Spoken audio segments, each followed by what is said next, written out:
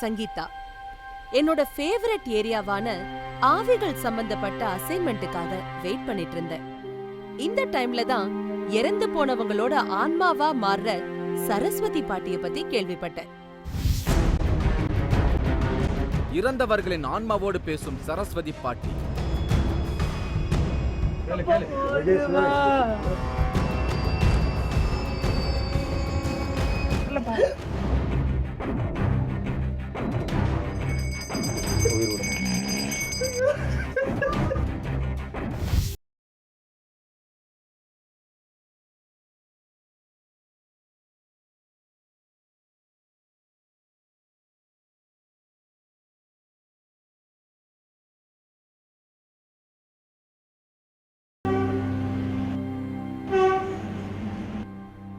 So இப்போ நம்ம அச்சிரப்பாக்கம் அப்படின்ற இடத்துல இருக்கோம். இங்கே செக் போஸ்ட் வேறு இருக்குது. கேட் போட்டிருக்கனால இன்னும் கொஞ்சம் நேரம் ஆகும் போல் இருக்குது. ஸோ இங்கேருந்து பருக்கல் அப்படின்ற ஒரு கிராமத்தில் வந்து அந்த சரஸ்வதி அம்மா இருக்காங்களாம். ஸோ அந்த கிராமம் வந்து இங்கேருந்து ஒரு 5-6 கிலோமீட்டர் உள்ளே இருக்கும். ஸோ அங்கே போனதுக்கப்புறம் தான் வந்து அவங்க என்ன பண்ண போகிறாங்க அப்படின்ற விஷயம்லாம் பார்க்க முடியும். ஸோ எனக்கே ரொம்ப எக்ஸைட்டாக இருக்குது அவங்க என்ன பண்ண போகிறாங்க அப்படின்றத பார்க்குறதுக்கு. வாங்க பார்க்கலாம்.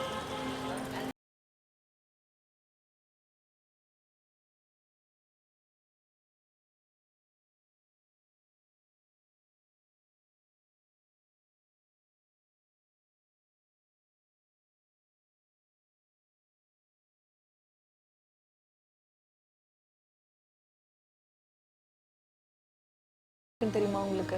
இதான் பக்கத்துலன்னு சொன்னாங்க. நானும் அவங்க வீட்டை தேடி தான் போயிட்டு. ஓ, நீங்களும் அங்கே தான் போயிட்டு இருக்கீங்களா? இங்கே வாக்கபிள் தானா? நடந்து போகிறது தான் வாக்கபிள். ஓகே சார், நானும் உங்களோட வரேன். நானும் பார்க்கணும்.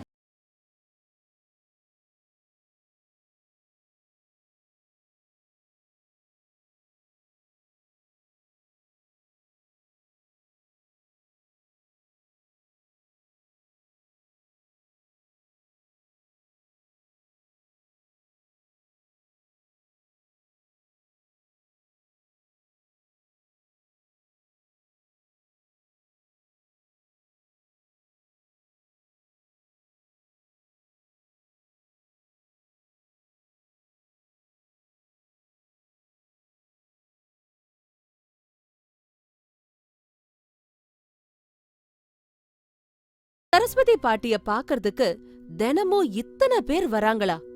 எனக்கு ஆச்சரியமா இருந்தது. வந்திருந்தவங்க முகத்துல இனம் புரியாத வேதனை இருந்தது, சோகம் இருந்தது. இறந்து போன உறவுகளை மறக்க முடியாம அவங்களோட வாழ்ந்த நாட்களை மீட்டெடுக்கிற முயற்சியா இங்க வந்திருக்காங்கன்னு புரிஞ்சுக்கிட்டேன்.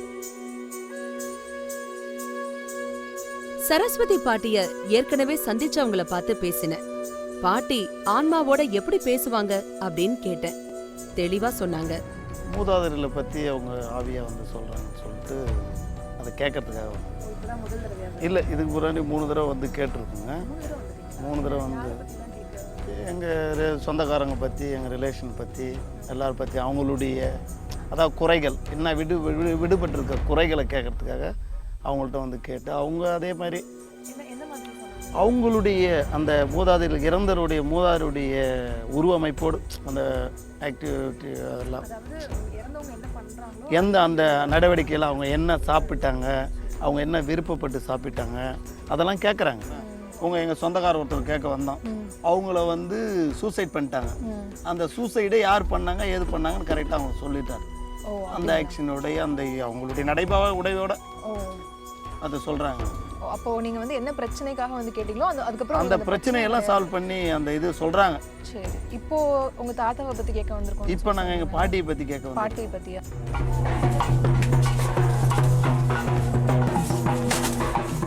நான் பாட்டியோட பூஜை அறைக்குள்ள வந்தப்போ பாட்டி ஆவேசமா ஆடிக்கிட்டு இருந்தாங்க. பாட்டியோட பேச வந்தவங்களுக்கு தொந்தரவா இருக்க கூடாதுன்னு நான் ஒரு ஓரமா நின்னேன். சொல்லுமா, யார் அடிச்சது? யார் அடிச்சா? யாரு? பாப்பா? பாப்பா இல்ல நடிச்சாங்களா? பாப்பா இல்ல நடிச்சாங்களா? நான் உள்ள வந்தப்போ பாட்டிய சந்திச்சு பேசினவங்க விஷயம் ரொம்ப சீரியஸா இருந்தது. அத நேரடியா சொல்ல முடியாதுங்கறதால சம்பந்தப்பட்ட எல்லார் பேரையும் மாத்திட்டேன். அவங்க முகத்தையும் மறைச்சிட்டேன். யார் உன்னை சாவடிச்சது? சாவடிச்சாங்களா நீயே தற்கொலை பண்ணிக்கினியா? சொல்லுமா, யாரும் உன்னை சாவடிச்சாங்களா இல்ல நீயா தற்கொலை பண்ணிக்கினியா? பாட்டிய சந்திக்க வந்தவங்க பேரு ராணி. ராணியோட தங்கச்சி செல்வி ட்ராக்ல இறந்து கிடந்திருக்காங்க. அத பத்தி கேட்க ராணி வந்திருக்காங்க. கழுத்தை வெட்டிட்டாங்களா? ஒன்று யாரும் அச்சம்மா? யார் அச்சா? வீட்டுக்காரனா? சரி, நீ ட்ராக்குக்கு எப்படி போன? செல்விய தனியார் கம்பெனில வேலை பாக்குற குமாருக்கு கட்டி கொடுத்திருக்காங்க. ஆரம்பத்துல செல்வியோட சந்தோஷமா இருந்த குமார் போக போக கொடுமைக்கார கணவனா மாறியிருக்கான். போனாங்க. ட்ரெயின் போகுதுல, 1 3 ஸ்டேட் எங்கங்க எங்கங்க நானும் எப்படின்னா செத்து போயிடுன்னு உங்களுக்கு தெரியுமா? நான் ட்ரெயின் ஊற்றி சாவும் தெரியுமா? நீ சாக மாட்டேன் எனக்கு தெரியும். நான் எப்பயோ சொல்லிக்கிறேன் உனக்கு, நான் சாவ மாட்டேங்க. நான் உனக்கு சொல்லி வச்சுக்கிறேன். திடீர்னு ஒரு நாள் செல்வி ட்ராக்ல இறந்து கிடந்திருக்காங்க. செல்வியோட சகோதரி ராணிக்கு சந்தேகம் வந்திருக்கு. அடிச்சு சாவடிச்சு போட்டாங்களா? அப்படி போட்டாங்களா? என் பேங்க் எங்க? என் பேங்க் உன் பேக் வீட்டுல இருக்குது. வீட்டுல இருக்கு. அதுல ஒரு சீட்டு இருக்கு. சீட்டு எங்கக்கா? சீட்டு கொடுக்கா? இருக்குடா, நீ மரணம் வந்து போல எழுதி வச்சிருக்குமா? எழுதி வச்ச லெட்டரை பத்தி பாட்டி கேட்டதும் வந்த ராணி அழுதுட்டாங்க. அவ்வளவுதான் நினைச்சேன் நான். அப்ப உயிர் ஒரு நேரத்துல யாரு என்ன கொன்னல, அப்ப அக்கா அக்கா நான் வந்து அப்படிதான். எந்த அக்கா நினைச்சேன்? பெரிய அக்கா புடிக்கா.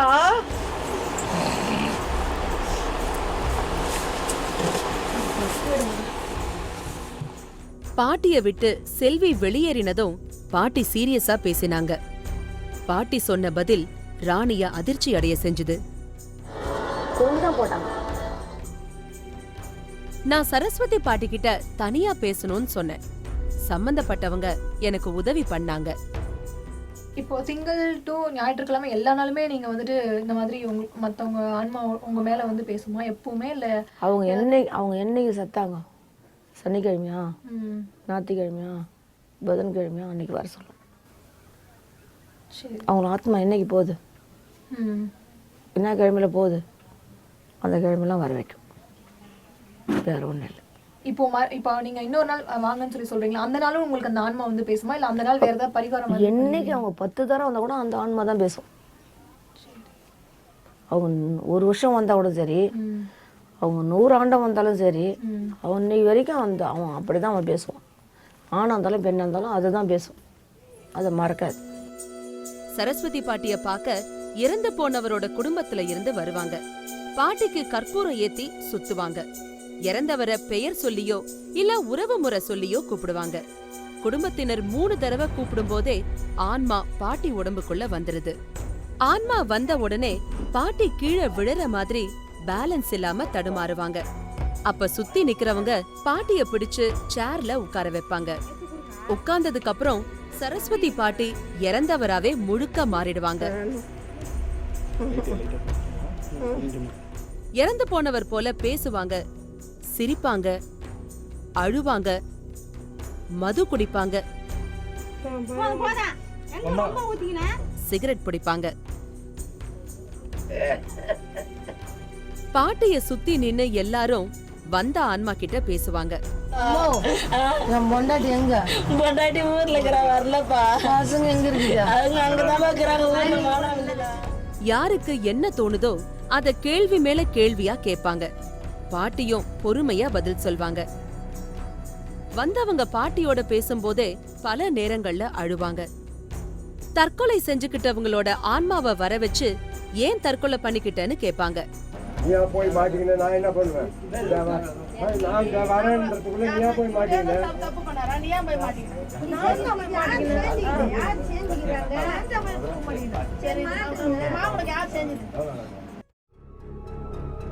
இதுவரைக்கும் 2 லட்சம் ஆன்மாக்களா சரஸ்வதி பாட்டி மாறி இருக்காங்க.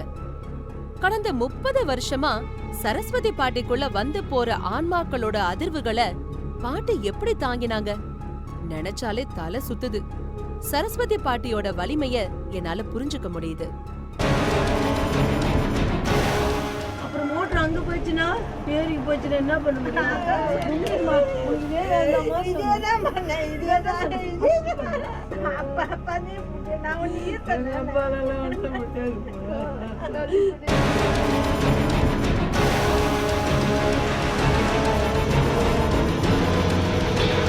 மூன்றாவது கண் இடைவேளைக்கு பின் தொடரும்.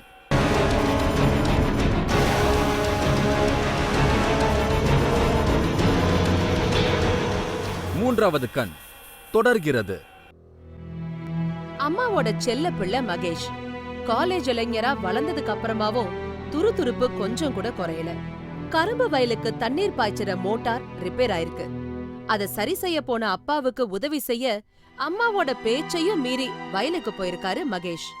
மோட்டாரை சரி செய்யும் போது அப்பா தடுமாறி கிணத்துக்குள்ள விழ போயிருக்காரு. மகேஷ் அப்பாவை கை பிடிச்சு இழுத்து காப்பாத்திருக்கான். ஆனா அவனால அவனை காப்பாத்திக்க முடியல. கிணத்துக்குள்ள விழுந்து இறந்து போயிருக்கான் மகேஷ். அந்த குடும்பத்தால மகேஷோட இழப்ப தாங்க முடியல. வேதனையோட சரஸ்வதி பாட்டிய பார்க்க வந்திருந்தாங்க. கற்பூரம் ஏத்தி வேண்டிக்கிட்டு மகேஷ கூப்பிட்டாங்க. அப்பா அப்பா மோட்ரு பா, அப்பா மோட்ரு பா, அப்பா மோட்ரு பா. நொடி பொழுதுல மகேஷ் வந்தான். வந்த மகேஷும் அழுதான். வரவழைச்ச குடும்பமும் அழுதுது. ஏரி உள்ள தண்ணி அரைச்சி நம்ம கரும்பு விளக்கணும்னு பார்த்தல. அப்பா நான் தான் இறைச்சிட்டேன். அப்ப வேணாதான்ப்பா சொன்ன, நீ தண்ணி இறைக்காதரா, சாயந்தரமா இறைச்சிக்கலாம் சொன்னல. அப்புறம் மோட்டர் அங்க போயிடுச்சுன்னா ஏரிக்கு போயிடுச்சுன்னா என்ன பண்ண முடியும்?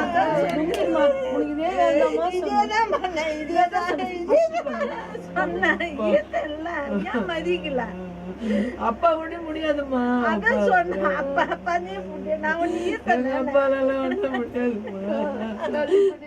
மகேஷோட ஆன்மா சரஸ்வதி பாட்டிய விட்டு வெளியேறியது. பாட்டியும் ரிலீஃப் ஆனாங்க. பாட்டி மகேஷ் குடும்பத்தினருக்கு அம்மனா மாறி நல்வாக்கு சொன்னாங்க. இதுல வெல்வேலை, அருகல், அடத்தோட, சுண்டுமணி இலை, குப்பமணி இலை, கருணூச்சலி. பரிகாரம் சொல்லி மகேஷ அந்த வீட்டுக்குள்ளேயே வாழ வைக்கிறேன்னு உறுதி சொன்னாங்க சரஸ்வதி பாட்டி. இழந்த பிள்ளைய மீட்டெடுத்த திருப்தி அந்த குடும்பத்துக்கு வந்துச்சு. சரஸ்வதி பாட்டிக்குள்ள வர அத்தனை ஆன்மாக்களும் தான் சாகர நேரத்துல நடந்தத சொல்றாங்க. தற்கொலை பண்ணிக்கிட்டவங்க, கொலை செய்யப்பட்டவங்க, ஆக்சிடென்ட்ல செத்து போனவங்கன்னு இப்படி ஏதோ ஒரு வகையில செத்து போன ஆன்மா சரஸ்வதி பாட்டிக்குள்ள வருது. வந்த ஆன்மாக்களோட மரண வேதனைய சரஸ்வதி பாட்டியும் அனுபவிக்கிறாங்க. பல ஆயிரக்கணக்கான மரணங்களை சரஸ்வதி பாட்டி இது வரைக்கும் அனுபவிச்சு வேதனைப்பட்டிருக்காங்க. எப்படிமா உங்களுக்கு இந்த சக்தி வந்தது? ஃபர்ஸ்ட் தாத்தா 100 வயசு அவர் மேலே இருந்தது. அவரோட ஆவியை போகும்போது என்னோட நான் எதிர்க்க உட்காந்துருக்கும் போது என்கிட்ட கொடுத்துட்டாரு, கை பிடிச்சி கொடுத்தாரு.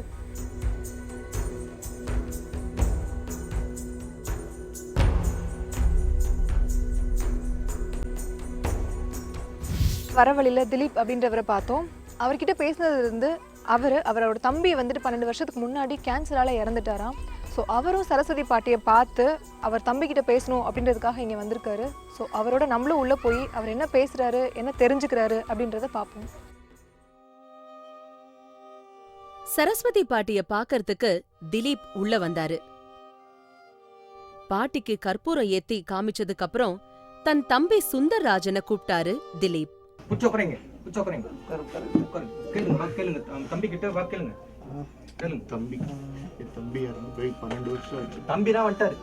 தம்பி கிட்ட பேசுங்க. திலீப்போட தம்பி சுந்தர்ராஜனுக்கு கேன்சர் கட்டிக்காக ஆபரேஷன் செஞ்சப்போ ஹாஸ்பிட்டல்ல இறந்து போயிருக்காரு. இப்போ பாட்டியோட உடம்புல வந்த சுந்தர்ராஜன் ஹாஸ்பிட்டல்ல நடந்த சம்பவங்களை பத்தி பேசும்போது திலீப் வேதனைப்பட்டாரு. பக்கத்துல உட்கார்ந்து பேசுங்க.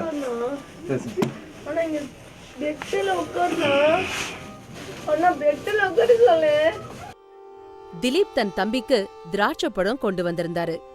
பாட்டி தனக்கு நாவல் பழம் வேணும்னு கேட்டாங்க. தன் தம்பிக்கு நாவல் பழம்னா ரொம்ப பிடிக்கும் அப்படின்னு திலீப்புக்கு தெரியும். பாட்டி அதை கேட்ட உடனே திலீப் உணர்ச்சி வசப்பட்டாரு.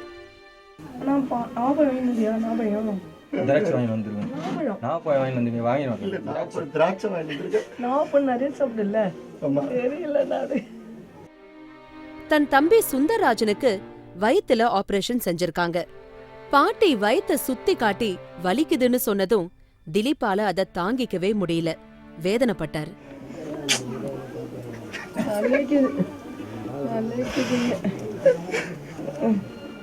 திலீப்புக்கு இன்னும் கல்யாணம் ஆகல.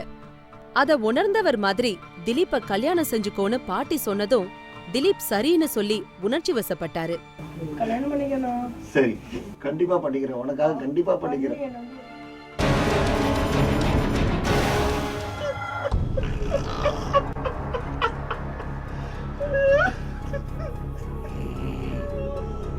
பார்த்த உடனே அவங்க கேட்ட கேள்விகள், அவங்க சொன்னது எல்லாமே வந்து 100% வந்து உண்மையாக இருந்தது.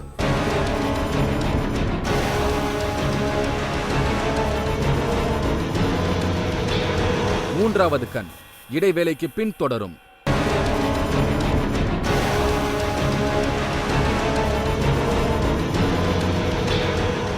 மூன்றாவது கண் தொடர்கிறது. சரஸ்வதி பாட்டி திலீப் கிட்ட கடைசி நிமிஷத்துல சுந்தரராஜன் எப்படி இறந்தாரு அப்படிங்கறத செஞ்சு காட்டினப்போ திலீப் கதறி அழுதாரு. இங்க புடியா, நீ எப்படி புடிச்சா அப்படி புடியானா? இல்ல இப்படி புடிச்சாரு. கை புடிச்சு ஒரு கை என்னடான்னு கேட்டல. கீழே போட்டு வேணா, கீழே போட்டு வேணா. இப்படி பிடிக்கல, கை புடினா என்னடா நல்லா.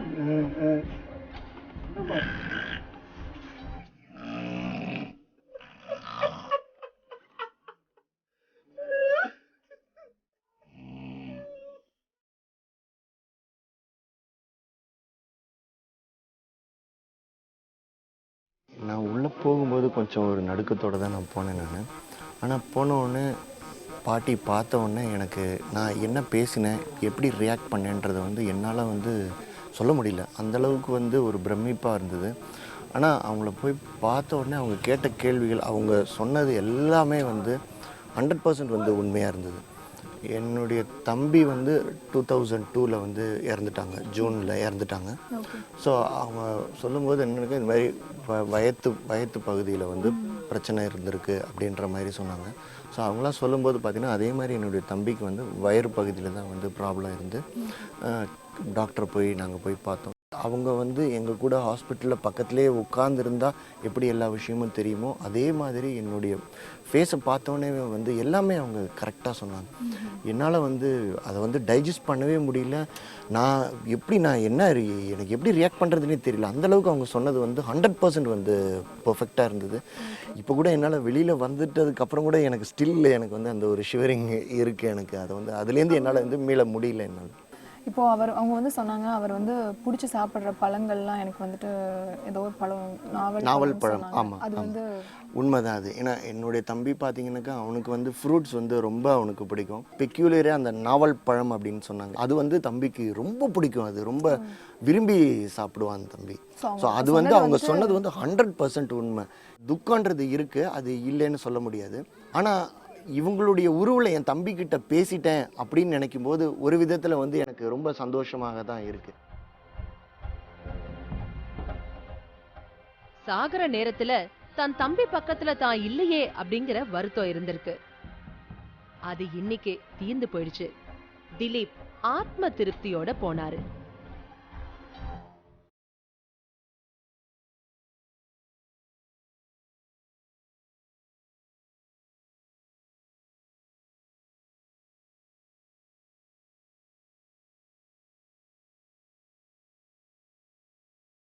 ஸோ இப்போ உள்ள சரஸ்வதி அம்மாவை பார்த்துட்டு வந்தாச்சு. ரொம்ப ஷாக்காக இருக்குது. என்ன அப்படின்னு பார்த்தீங்கன்னா, நிறைய பேர் உள்ளே வந்தாங்க. ஒவ்வொருத்தரும் அவங்க வீட்டில் இறந்தவங்களை பற்றி அவங்க கிட்ட கேட்டாங்க. 5 நிமிஷத்துக்கு ஒரு தடவை அவங்க உடம்புல வெவ்வேறு ஆன்மா வந்து பேசிகிட்டே இருக்குது. அவங்க இறந்தவங்க என்னெல்லாம் பண்ணுறாங்களோ அதெல்லாம் அவங்களும் பண்ணாங்க. அதை பார்க்கும்போது ரொம்ப ஷாக்காக இருந்தது. ஒவ்வொருத்தர் வந்து பேசும்போதும் எனக்குள்ள ஒரு வைப்ரேஷன் மாதிரி இருந்தது. கொஞ்சம் அவங்க நிற்கவே நர்வஸாக இருந்தது, கொஞ்சம் பயமாகவும் இருந்தது. எப்படியோ அவங்க எப்படி பேசுகிறாங்க, என்ன மாதிரிலாம் ஆக்டிவிட்டீஸ் பண்ணுறாங்க அப்படின்றத நான் பார்த்ததுமே நான் வெளியில் வந்துட்டேன். நான் சந்திக்க வந்த சரஸ்வதி பாட்டிக்கு 3 விதமான வாழ்க்கை இருக்கிறத தெரிஞ்சுக்கிட்டேன். முதல்ல மகன், மருமகள், பேரம் பேத்தின்னு ரொம்ப பெரிய குடும்பத்துக்கு தலைவியா இருக்காங்க. ரெண்டாவதா இறந்தவங்களோட ஆன்மாவோட வாழறாங்க. அடுத்ததா தன்னை நாடி வர ஏழைகளுக்கு அம்மனா மாறி அருள்வாக்கு சொல்றாங்க.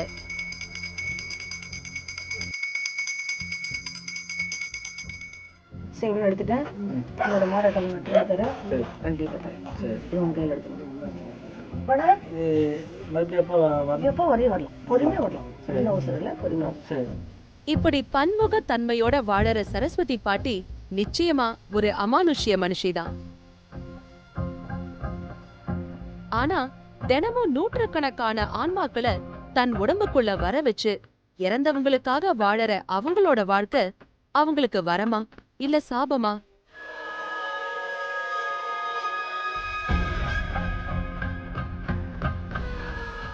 அடுத்ததா வேற ஒரு இன்ட்ரெஸ்டிங்கான ஸ்டோரியோட உங்களை நான் சந்திக்கிறேன். பாய்.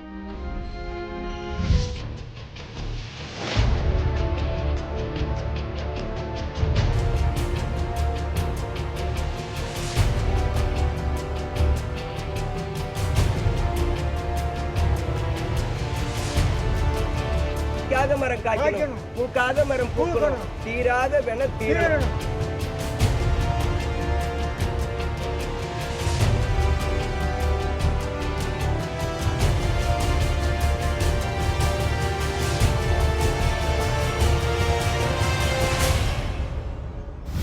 நீங்களும் இந்த திகில் பயணத்தில் கலந்து கொள்ள ஒரு வாய்ப்பு. 3வது கண் டிவி ஷோ என்ற Facebook பக்கத்தில் எங்களோடு இணைந்திடுங்கள். உங்களது அமானுஷ்ய அனுபவங்களை பதிவு செய்து இந்த நிகழ்ச்சியில் பங்கு பெறும் வாய்ப்பை பெறுங்கள். 3வது கண் நிகழ்ச்சிக்கு பொருத்தமான சம்பவங்களோ, செய்திகளோ, மனிதர்களோ உங்க ஊர்ல இருந்தா தவறாம திரையில வர அட்ரஸ் மூலமா எங்களுக்கு உடனே தெரியப்படுத்துங்க.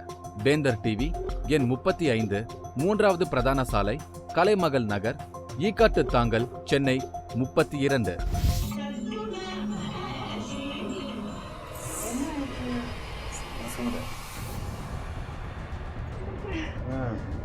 நான் யாரும் தெரியுதா?